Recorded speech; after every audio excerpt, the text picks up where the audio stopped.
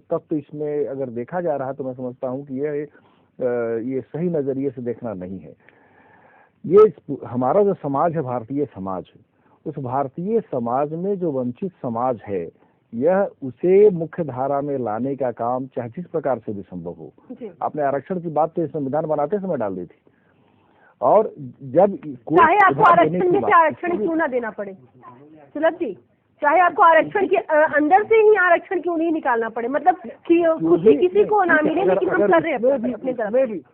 उसमें भी अनप्रिविलेज लोगों की एक अलग तादाद है, एक अलग समुदाय बनता है।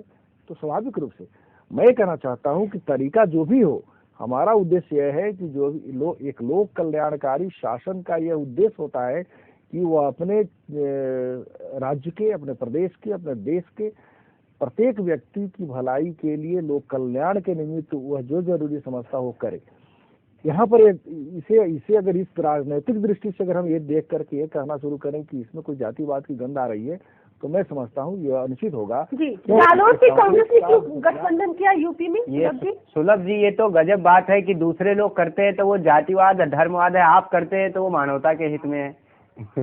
नहीं, देखिए यही दृष्टि इसी में दृष्टि है। यहाँ तो खुलेआम बातें होती है। जहाँ ये जितने गठबंधन,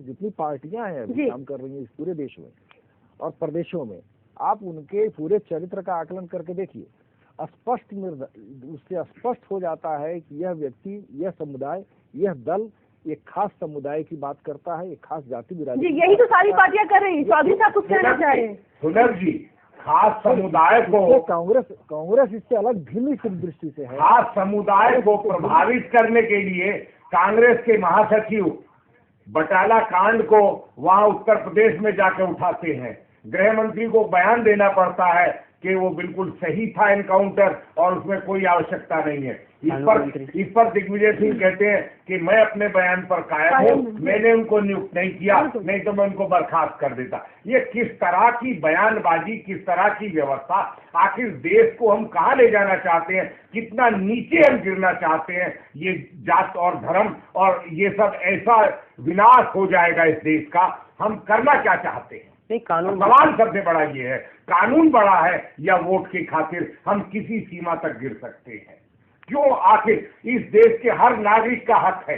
जो गरीब आदमी है, वो किसी भी जाति का है, वो गरीब है, उसके लिए आरक्षण होना चाहिए। आर्थिक आधार पर भी कभी कभी बात कर लीजिए, आर्थिक रूप से जो गरीब है, पिछड़े हुए लोग हैं, उनके लिए भी कभी सोचना चाहिए।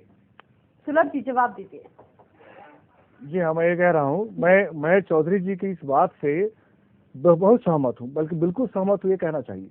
मेरी अपनी व्यक्तिगत राय इस दिशा में इन प्रश्नों को लेकर के स्पष्ट रही है कि इस देश में जो भी अनप्रिविलेज्ड हैं, वह उसको केवल जाति के फ्रेम में देखा जाना उचित नहीं है, बल्कि अनुचित है। बल्कि ये तो आरंभ में ही ये गलती हो गई। शायर ने एक शेर पढ़ा था, कांग्रेस ने ये गलती कर दी सुलभ जी, जिगर शुरुआत में ही कांग्रेस से ये गलती हो गई।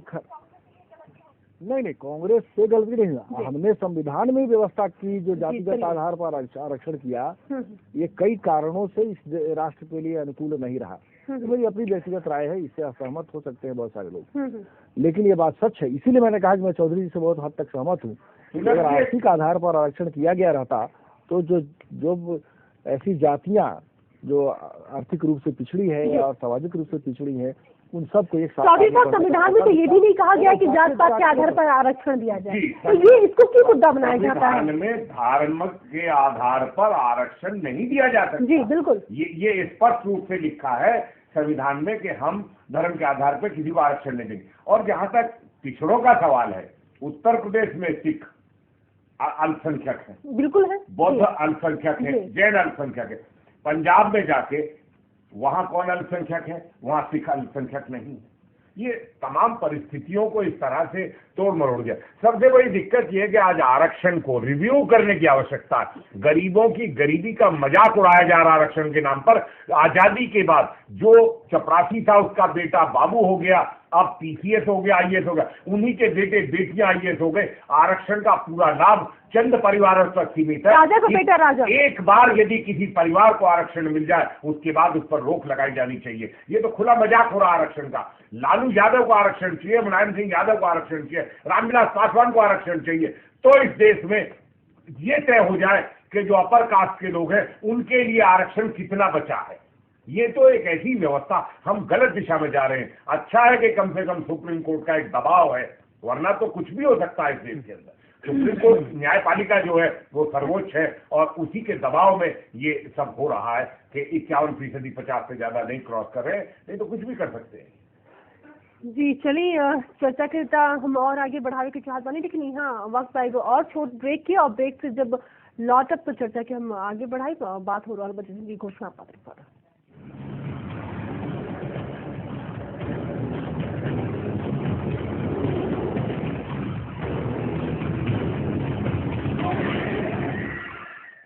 अरे ये पेड़ कहाँ पर आ रहे हैं? कुछ नहीं है, इन पर तो डिश सवार है। मतलब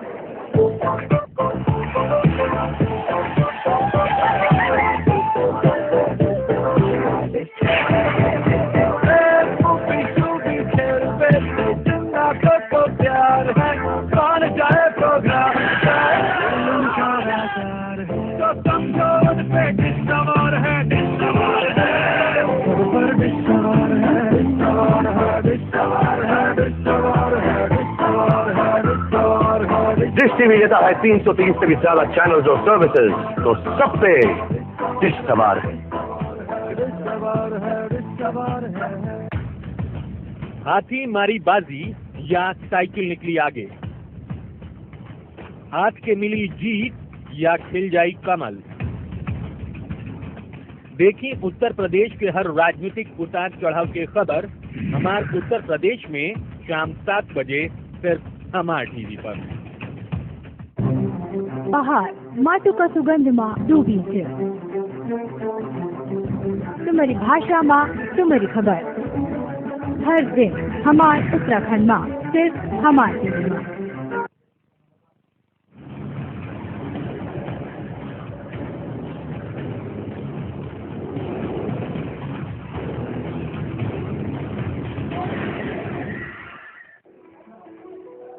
उत्तर प्रदेश विधानसभा चुनाव के देखत कांग्रेस भी अपन घोषणा पत्र जारी कर दी है, जिकर मद्देनजर तमाम लोग लुभावन वादा कैले बा।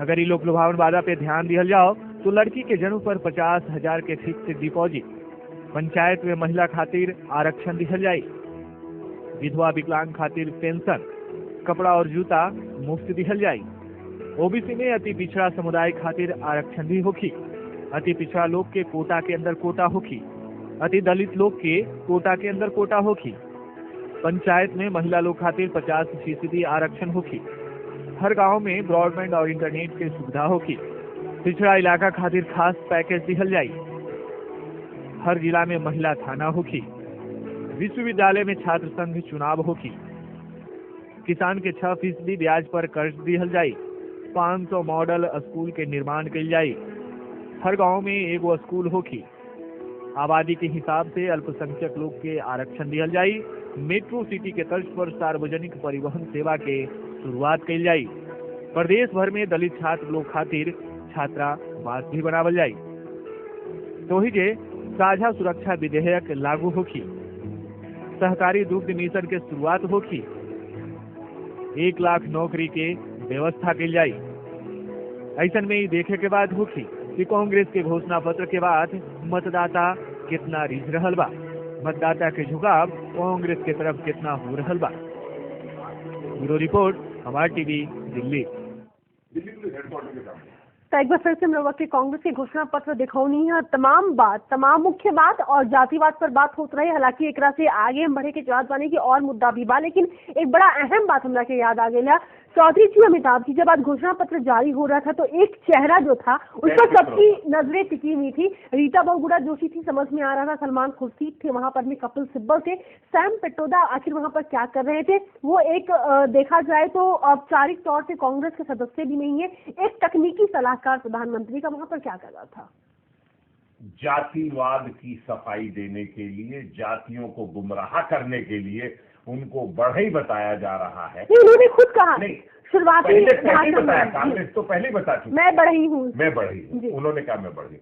उनसे ये पूछो कि अगर सैम पित्रोदा, जिनका आर्थिक रूप से इतना बड़ा अंतर्राष्ट्रीय स्तर पर कितनी कंपनियों में वो डायरेक्टर है इंटरनेशनल ऑर्गेनाइजेशंस में, अगर वही बढ़ई हैं तो फिर इन बढ़इयों का क्या होगा जो रंदा चलाते हैं, जो दरवाजे बनाते हैं, जो अलमारियां बनाते हैं। ये कहना उचित नहीं है। अगर उस स्तर पे पहुंचने के बाद भी जातिवाद की बात आदमी सोचता है तो कहीं ना कहीं खोट है उसकी सोच में, उसकी विचारधारा में। उनको सुधार कर लेना चाहिए। शिक्षित व्यक्ति को कभी घटिया बात और जातिवाद की बात अपने मन में नहीं लानी चाहिए। मेरा सैम पित्रोदा से यही आग्रह है कि वो तो नेशनल नॉलेज कमीशन में बैठते थे, तो अब क्या हो गया, अब ये जातियों पर आ गए। जातियों पर वोट के लिए जातियों पर उतरना, ये और अंतर्राष्ट्रीय स्तर पर क्या करेंगे? अंतर्राष्ट्रीय स्तर पर कहना क्या कहेंगे? वहां डेवलप्ड कंट्रीज में जाके वहां तो जातियों की बात नहीं होती, वहां तो देश की बात होती है। देश के नागरिक की हम हैं, हमको गर्व होता है कि हम भारतवासी हैं। क्या हम वहां इस तरीके की बात कर सकते हैं? ये जातियों की बात बहुत घटिया बात है और ये छोटे विचार नहीं लाने चाहिए पित्रोदा जी को। मैं तो उनसे आग्रह करूंगा कि वो इस तरीके की बात ना करें आइंदा। जी अमिताभ जी, शुरुआत में भी भाषण की कि मैं बढ़ई हूँ। एक तरफ आप खुद को बता रहे हैं कि आप जातिवाद से अलग है, लेकिन आप दूसरी तरफ जाति को ही पेश कर रहे हैं। मुझे लगता है सैम पित्रोदा जी का आना, सैम पित्रोदा जी का फिर बढ़ई कहना अपने को, ये या कांग्रेस की तरफ से, ये राहुल गांधी जी की जो नीति है उसके विरोधाभास को दिखा रहा है। राहुल गांधी ने एक नए भारत के उदय के साथ, जैसे राजीव गांधी जी ने एक जो अपना सूचना क्रांति वगैरह शुरू की थी, उस समय उसी अनुसार चीजों को ढालने की कोशिश राहुल गांधी ने की थी। लेकिन राहुल गांधी के सलाहकारों ने चीजों को इतना उलझा दिया और इतने उलझाव में उनको फंसा दिया कि आज उनका कहीं का नहीं रखा। आज देखिए जहां भी चर्चा हो रही इस तरीके से हो रही। तो मुझे लगता है कि उन्होंने जो रवैया अपनाया था और आज सैम पित्रोदा जी जब वहां दिख रहे हैं तो एक बड़ा विरोधाभास दिख रहा है। कहीं न कहीं कांग्रेस ये दिखाने की कोशिश करे कि हम इंटरनेट लगाएंगे, ब्रॉडबैंड कनेक्शन लाएंगे, बिजली है नहीं, बिजली चलाने के लिए है नहीं, और वो कहाँ से लाएंगे इंटरनेट कनेक्शन? ये बात तो सही है अमिताभ जी, लेकिन एक बात उन्होंने कहा कि जब ये बड़ा राहुल गांधी करता है तो तुम लोग क्यों नहीं? वो ये भूल गए कि हिंदुस्तान के राष्ट्रपति ज्ञानी जैल सिंह भी बढ़ई थे। उनको ये याद होना चाहिए और वो कांग्रेस से आए थे। क्यों भूल जाते हैं ये लोग? लेकिन उन्होंने कभी, ज्ञानी जैल सिंह जी ने कभी इतनी घटिया बात कभी भी किसी मंच पर नहीं कहा। उन्होंने हमेशा सबके लिए बात की, गरीबों के लिए बात की। तमाम लोग सबके लिए बात करते हैं और हम लोग भी जो समाज को नई दिशा देने के लिए विचारक बन के बैठ गए, अगर हम लोग भी इस तरीके की बात करेंगे तो ये देश का अहित हम लोग करेंगे। ये अच्छी बात नहीं है। देखिए वादे की बात हो रही थी, वादे की। राहुल गांधी जब विकास की बात कर रहे थे, शिक्षा की बात कर रहे थे, चिकित्सा की बात कर रहे थे, क्यों उस रास्ते से उनको हटा दिया? इन लोगों ने राहुल गांधी को गलत दिशा में डाल दिया है और इस तरीके से गुमराह राहुल गांधी को किया जा रहा है। वो समझ नहीं पा रहे। शुरुआत उन्होंने इतनी अच्छी की थी, उन्होंने जो विकास के लिए, वो जो बच्चों के पास जाके मिले, स्कूल में बच्चों से उन्होंने वार्तालाप की, बच्चों से शिक्षा की बात की। तो जब हम किसी समाज को, प्रदेश को, देश को अच्छी शिक्षा देंगे तभी तो ज्ञानवर्धन होगा, तभी तो देश का विकास हम कर पाएंगे। अगर हम शिक्षा की बात ना करके जातियों की बात करेंगे, इस तरीके की छोटी बात करेंगे, तो हम देश का विकास नहीं कर पाएंगे। ये ईमानदारी नहीं है देश के साथ।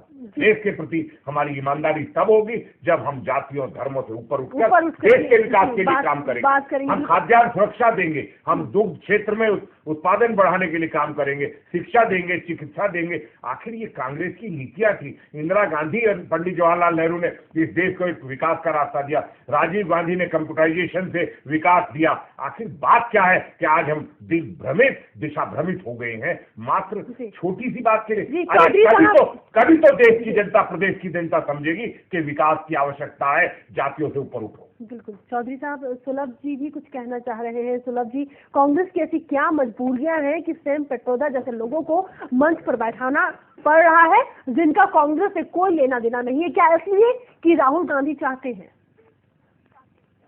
नहीं प्रांजलि, मैं स्पष्ट करूं, एक दूसरे नजरिए से भी देखने की जरूरत है इस प्रसंग को। यूँ मुझे आज मालूम हुआ कि सैम पित्रोदा बढ़ई हैं मैं जानता था किसी को नहीं मालूम था। सुलभ जी बताएं आपको कि किसी को नहीं पता था शायद, लेकिन जब उन्होंने आज भाषण की शुरुआत कैसे की कि मैं बढ़ई हूँ, तो आज हर कोई जानता है। प्रांजलि कृपया मुझे अपनी टिप्पणी करने दीजिए। जी चलिए बताइए। जब मुझसे प्रश्न पूछा है तो मुझे थोड़ा सा समय दीजिए ताकि मैं अपनी बात को पूरा रख। चलिए ठीक है, चलिए बताइए। इसको दूसरे ढंग से भी हम देख सकते हैं। जैसे उन्होंने मंच पर लाए जाने का एक प्रयोजन हो सकता है कि सैम पित्रोदा एक अच्छे तकनीकी जानकार हैं और सैम पित्रोदा उत्तर प्रदेश के संरचनात्मक ढांचे, सामाजिक सरोकार के बिंदुओं और उसके विकास के लिए एक नई तकनीक के साथ, नई सोच के साथ, एक नई वैज्ञानिक समझ और तकनीक के साथ कुछ करने, कुछ देने के लिए आना चाहते हैं, लाए गए हैं। ये एक बात हो सकती है दिखाने की कांग्रेस से जुड़े रहे हैं और वो आपको मालूम है कि राजीव गांधी जी के भी वो सलाहकार थे। और चूंकि राहुल चाहते हैं कि नई तकनीक के साथ हमारा प्रदेश और देश बढ़े और इसके लिए उन्होंने ब्रॉडबैंड आदि बातें भी की हैं और साथ में वो इसलिए पित्रोदा को लेकर के आए हैं कि वो देखे कि जो वर्तमान इंफ्रास्ट्रक्चर है, हमारा आधारभूत संरचना है, उसकी पृष्ठभूमि में उस आधार से हम क्या वैज्ञानिक पहल कर सकते हैं, पहली बात। दूसरी बात, जो उन्होंने अपने को बढ़ई कह के कहा, अब उनकी दृष्टि क्या थी मुझे नहीं मालूम, मैं इस पर कोई टिप्पणी करने से पहले के पक्ष में भी नहीं हूँ, लेकिन इतना जरूर कहना चाहूंगा कि उन्होंने यह भी संदेश दिया कि एक बढ़ई होकर के भी कोई व्यक्ति अगर ठाने तय करे तो सैम पित्रोदा जैसा तकनीकी विशेषज्ञ बन सकता है। ये जाति को बढ़ावा देने की बात मैं इसमें नहीं मानता हूँ और यह एक संदेश इस सामाजिक ढांचे के अंतर्गत जो हम जातिवाद की बातें करते रहते हैं और जातियों को अलग अलग ढंग से देखते हैं, हमारा जाति होना तो जाति अलग अलग करके देखना ये गलत बात है, लेकिन उससे भी गलत बात है उसमें वाद होना। जातिवाद इसलिए हम कहते हैं, जातिवादी होना, किसी एक खास जाति का पक्ष लेना या उसका विरोध करना, ये दोनों ही बातें खतरनाक है। अगर जाति व्यवस्था लागू हुई थी वो किन कारणों से लागू हुई थी ये पुरानी कहानी, उस पर जाने की जरूरत नहीं है। लेकिन जो अगर जातियां हैं भी, अगर उसमें पोटेंशियलिटी है कुछ आगे करने की, बगैर किसी आरक्षण की, बगैर किसी अलग से सपोर्ट की, तो मैं समझता हूँ कि ये संदेश जाना चाहिए कि आरक्षण आवश्यक नहीं है। अगर आप में क्षमता है, शक्ति है तो आप आगे बढ़ सकते हैं। एक बढ़ई भी पैदा हो सकता है और बहुत सारे लोग हुए हैं। तो ये एक संदेश हो सकता है। इसको नजर इस ढंग से नहीं लेकर चलना चाहिए कि इसके कारण हमको कोई उस जाति का लाभ मिलने वाला है। नेशनल नॉलेज कमीशन का अध्यक्ष सुलभ जी, चर्चा का विषय हम लोगों ने बदल दिया। आज घोषणा पत्र पर बात हो रही थी, आवाज आ रही है, हमने सुलभ जी उठा लिया। नेशनल नॉलेज कमीशन का अध्यक्ष बनाया था, क्या किया इन्होंने? ना तो वहाँ जाति बताई इन्होंने। मैं भी उसमें गया था, मीटिंग में बुलाया गया था कृषि के मामलों पर बात करने के लिए। इन्होंने कहीं भारत के किसानों की परिस्थिति पर एक मुद्दे पर इन्होंने बात नहीं की। जो बात की अमेरिकन बहुराष्ट्रीय कंपनियों के बाजार बनाने के लिए नेशनल नॉलेज कमीशन में इन्होंने बात रखी थी। स्थिति ये हुई कि नेशनल नॉलेज कमीशन के वाइस चेयरमैन डॉक्टर पुष्पम भार्गव इस्तीफा देके चले गए और वो ढाक के 3 पास निकला। Indo US knowledge initiative agreement इन्होंने करवाया। ये सब बातें हमको अंदर तक झकझोरने वाली हैं। हमें और आपको लड़ना है, इस देश के लोगों के बीच में रहना है, लेकिन हकीकत को भी पहचानना है। यह कांग्रेस की जरूरत है, देश को विकास के लिए जरूरत है कांग्रेस की, लेकिन इस तरीके की बात हमें नहीं करनी है।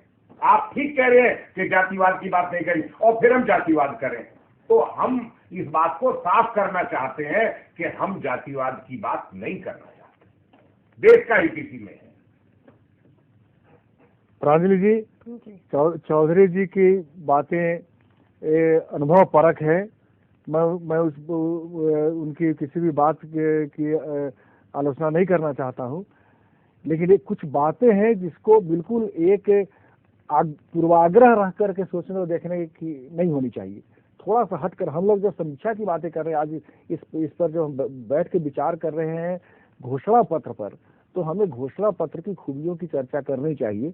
और यह कह करके कि एक लोक लुभावन है और बाकी सारे लोगों ने भी ऐसा ही किया है, इसलिए कांग्रेस ने किया है तो क्या अलग कर दिया है कुछ। लेकिन आप इसकी दृष्टि देखिए, इस घोषणा पत्र पर जब आप बात करेंगे तो आपको मालूम होगा कि इस कांग्रेस ने प्राथमिकता वाले सारे क्षेत्रों को चुना है। वह किसानों की बात की है कांग्रेस ने, जो बिल्कुल पिछली अंतिम पायदान पर रहने वाले लोग हैं उनकी बात की है जी। छात्रों की बात की है। बाकी पार्टियों ने भी यही किया है।